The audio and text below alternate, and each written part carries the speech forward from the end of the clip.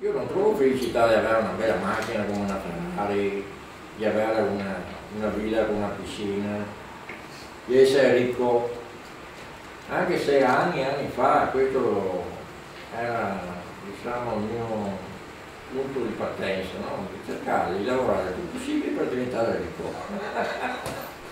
E non ci sono mai riuscito. E poi è venuta avanti questa crisi che mi ha letteralmente buttato a terra, diciamo.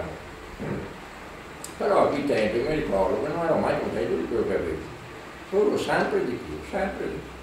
Cercavo di lavorare il più possibile per avere sempre di più. Adesso invece mi trovo che non ho più niente e sono felice di così, che non ho più niente.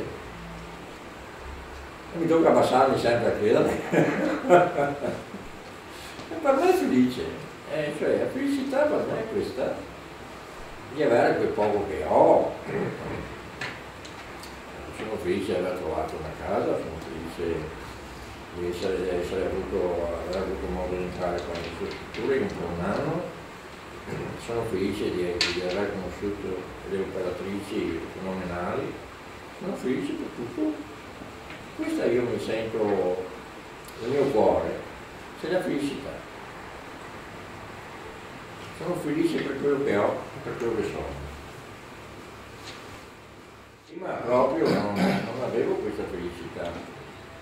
Avevo tante cose magari che non riuscivo neanche ad andare d'accordo con tanta gente. Ero sempre, avevo una depressione, delusione, adesso non ho depressione, delusione. Sempre felice.